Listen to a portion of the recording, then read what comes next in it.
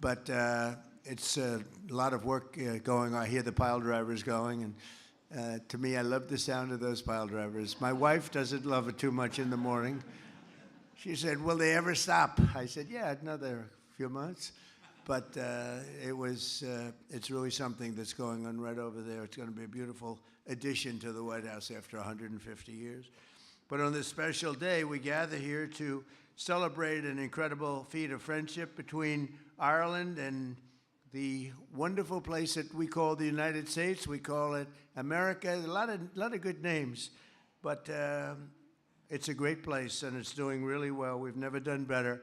We took a little bit of a journey, a little bit of an excursion over the last 2 weeks because we thought we had to do something about very bad people that want to have nuclear weapons. We can't allow that. They would have had it. If we didn't send the B-2 bombers in, they would have had it 7 months ago, a couple of weeks after that, and we can't let that happen. So we did a little excursion, and we're way ahead of schedule, as you probably noticed. And we've had, we knocked out their Navy, their Air Force.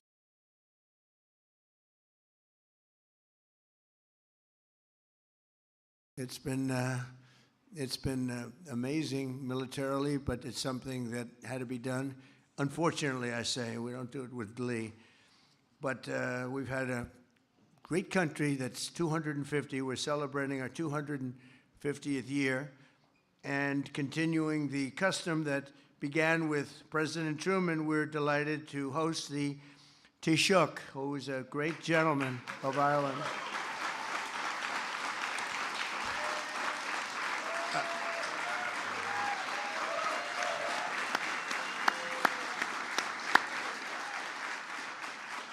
Along with someone who's much, much more important, his wife, Mary. She's just a lovely woman. So thank you very much. Thank you for being here. It's an honor. While the Taoiseach is far from Emerald Isle, he should feel very much at home here in America because so many things have happened that are Irish.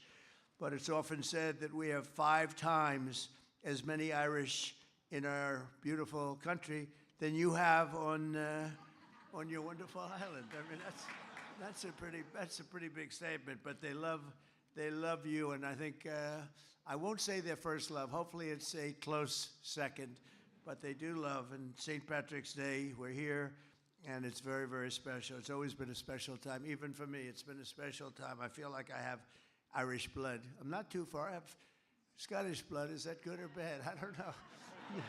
I don't know. I'm not sure. But today's celebration, we're also joined by Deputy First Minister of Northern Ireland, Emma Little Pengelly. And I want to just, where's Emma? Thank you very much. It's such an honor. It's such an honor.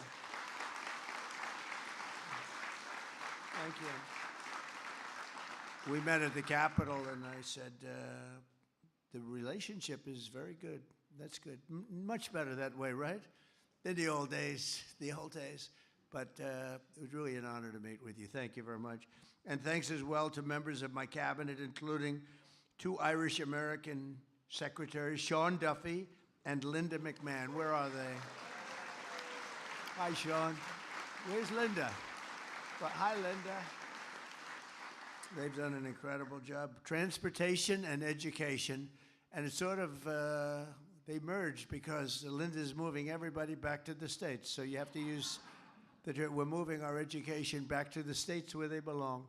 And you have been unbelievable, both of you. Thank you very well. And another unbelievable person is Attorney General Pam Bondi, my friend. Where are you, Pam?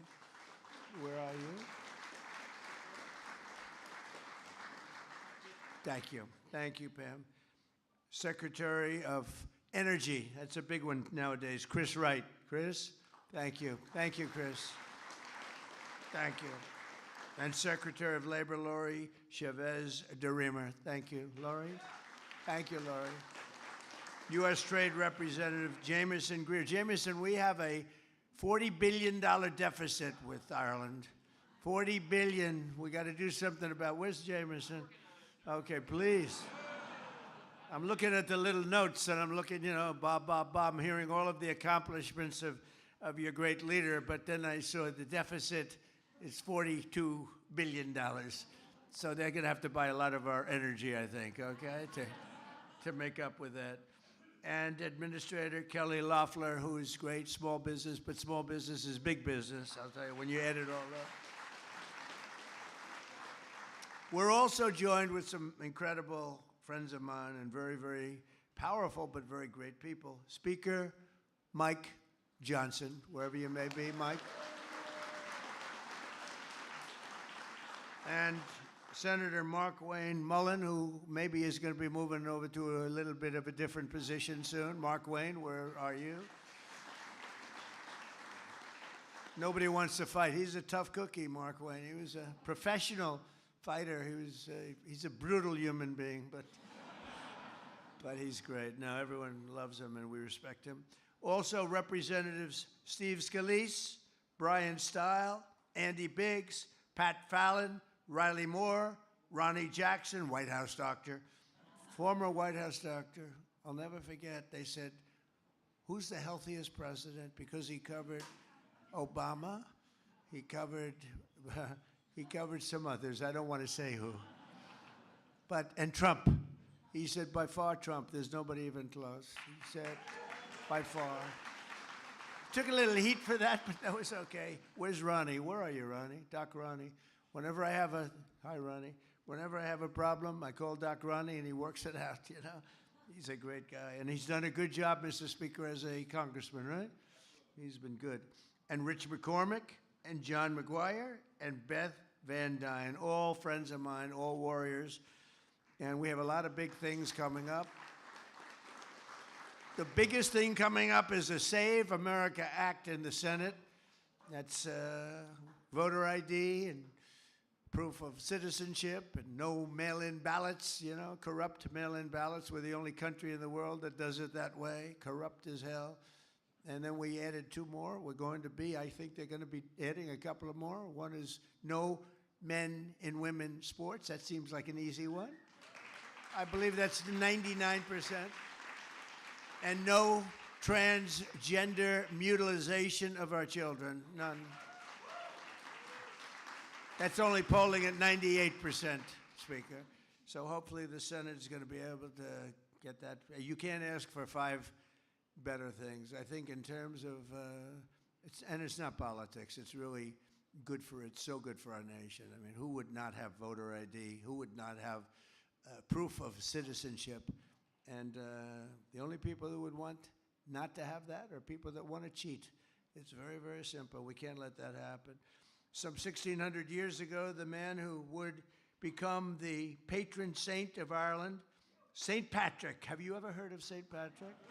Voluntarily returned to Ireland after having escaped enslavement there and then spent 30 years carrying the Christian gospel.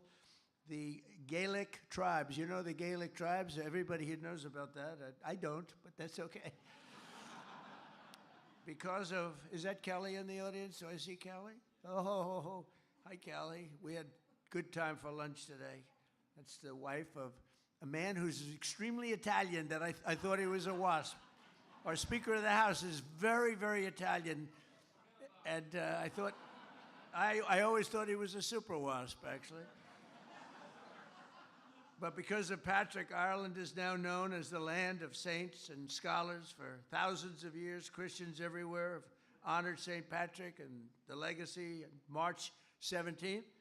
And today we remember his incredible deeds as we celebrate our cherished Irish American heritage, and it's a great heritage at that. From the very beginning, America has thrived and prospered and prevailed with the help of incredible people. The achievements are amazing, the amazing Irish American patriots, and many of you are in the room. These are very successful people in the room. I know a lot of them. They have a lot of cash. They've made a lot of money. They got a lot of natural business instinct, unfortunately. It's not easy.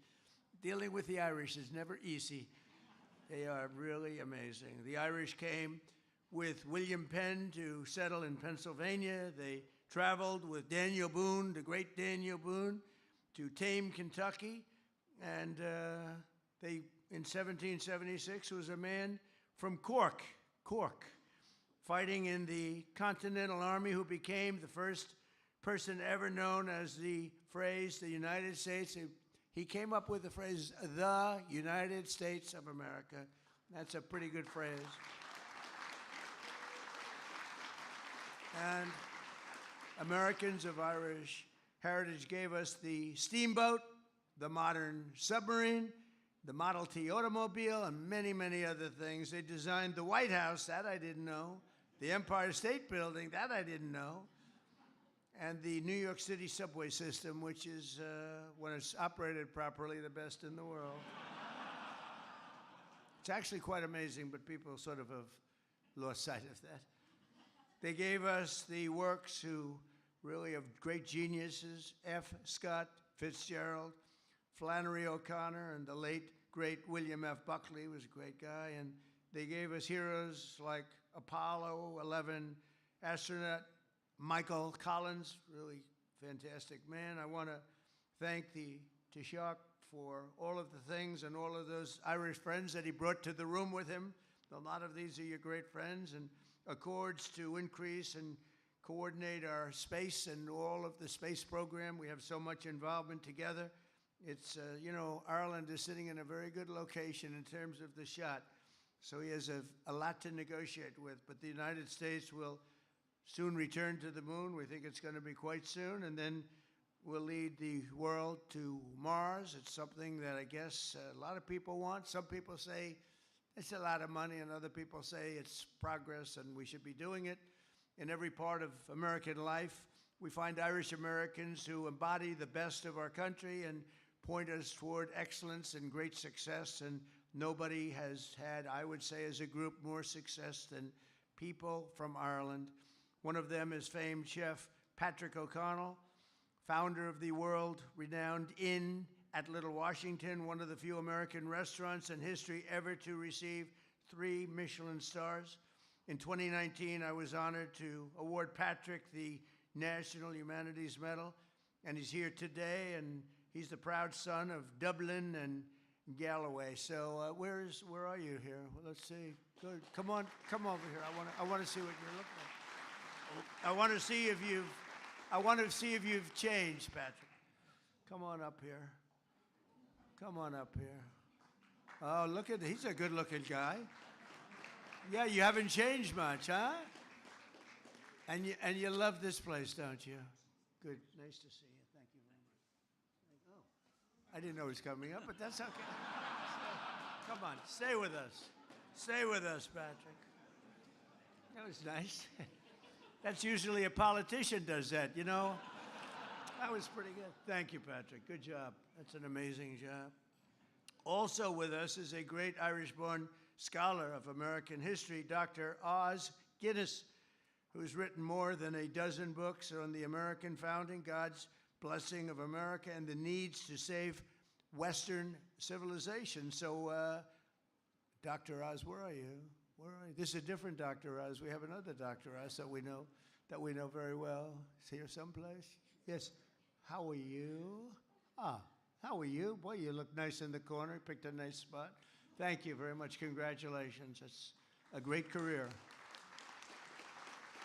And his great-great-great-grandfather was the famous brewer from Dublin, Arthur Guinness, and creator of Ireland's most famous export.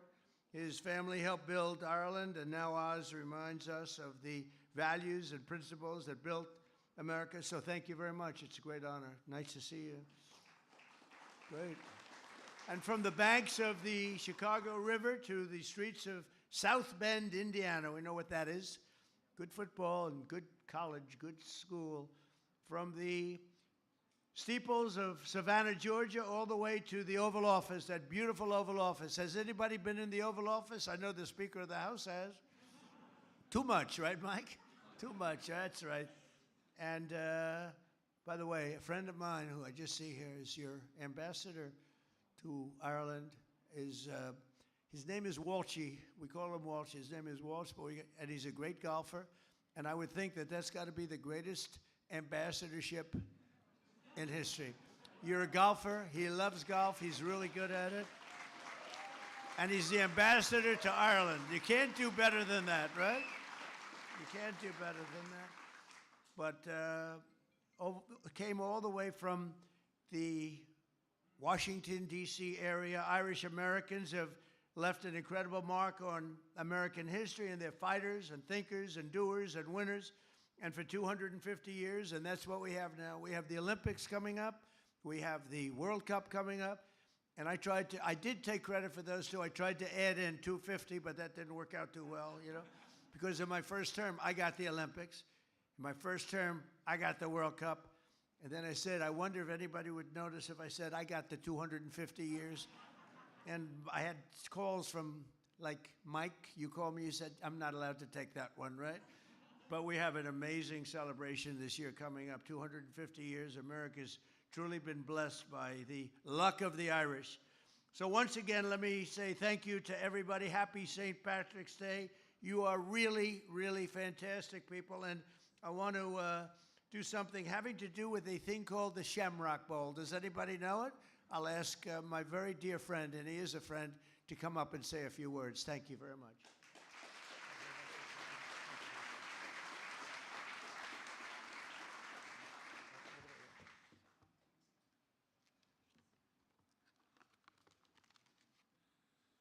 President Trump, distinguished guests, I am profoundly honored to be here celebrating St. Patrick's Day at the White House once again.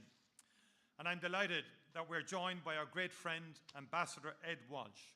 He is doing a fantastic job in Ireland for you, Mr. President. Right. Everyone loves him. And we're also joined by our wonderful ambassador to the United States, Geraldine Byrne-Nason. Geraldine, we are very, very proud of you and the work that you're doing. I'm also delighted to be joined by so many cabinet members. And if I may, I wish to pay particular tribute to Transport Secretary Sean Duffy, who was honoured last night at the Ireland Funds Gala. Distinguished guests, the Shamrock ceremony is always a uniquely special moment. It is a symbol of friendship, a friendship between our peoples, which is older than our republics. But this year, it is a special one.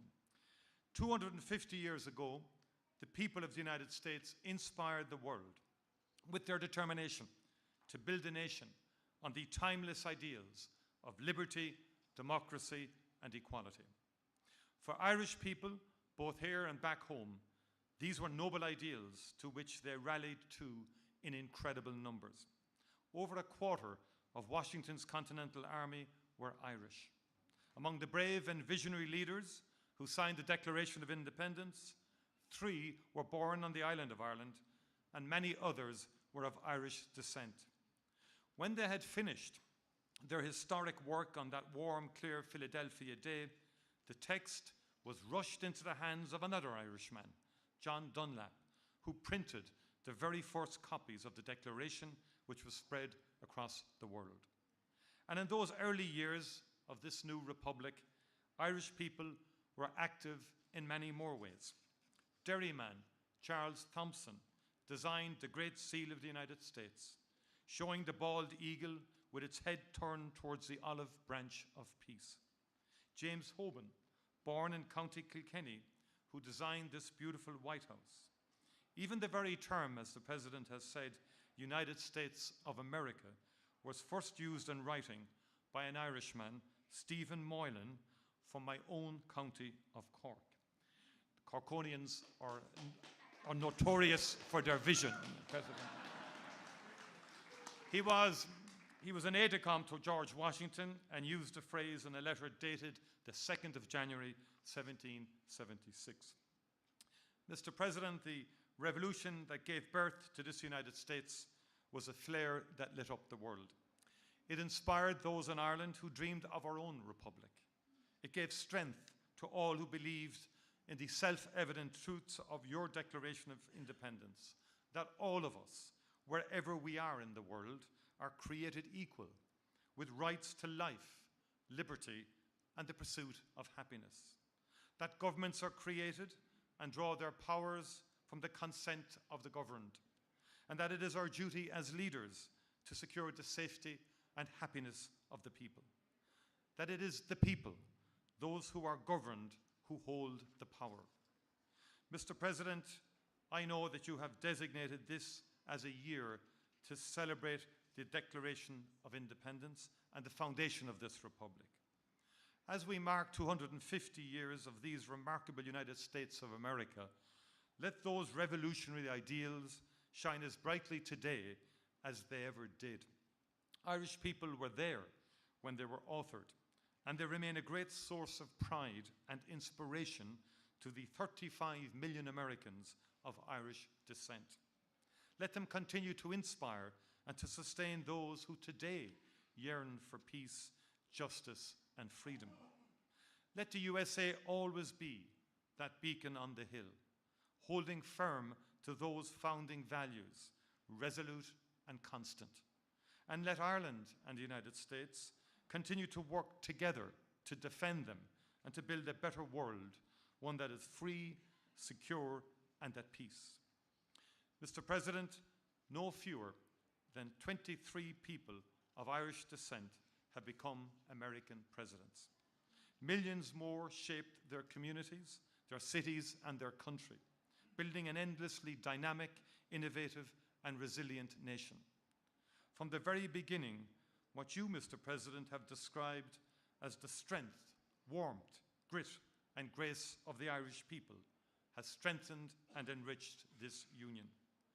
It is that grit and grace that marks every aspect of our relationship today.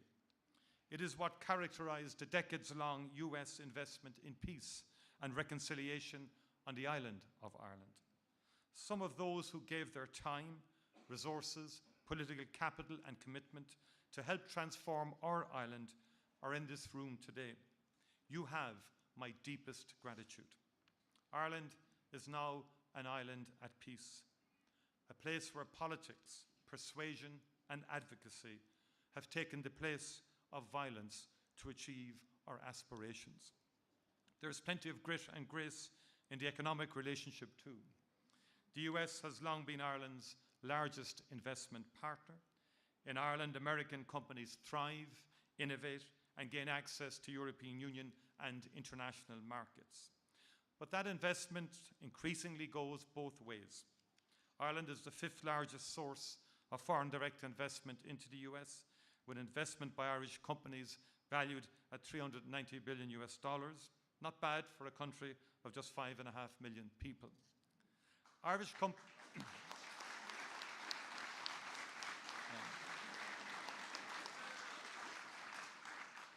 companies have so many 737s on order that it would take the Boeing factory in Washington almost an entire year of working solely on Irish orders to deliver them all. It's true. Every day, hundreds of thousands of American men and women go to work in hundreds of Irish-owned companies across the 50 states of the Union. Irish investment is central to making the critical materials for American infrastructure and housing, the food that is served on American tables each night using produce from American farmers, the infrastructure that powers the AI revolution. The United States is the largest economy in the world. Ireland is small. We need free and open trade to make our way in the world, and we like to see as few barriers and tariffs get in the way of that as possible.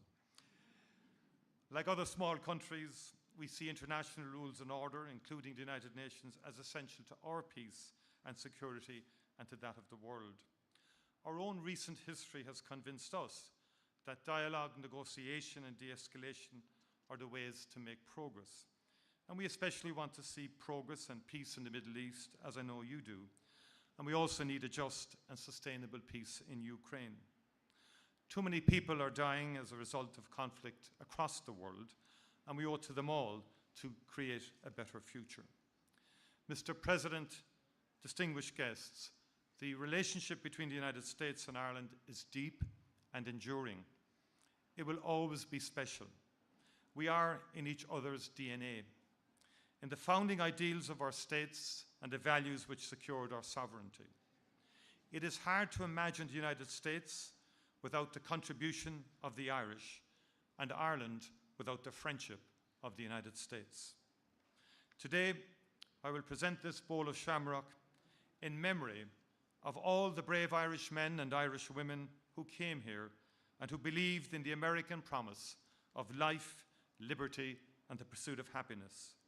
In tribute to all that they contributed and built here, and in celebration of all that we will do and achieve together in the next 250 years. Gorov Mila Mahagwith, Banachti Nofela Podrick Orov Galer. Thank you very much, and happy St. Patrick's Day to you all.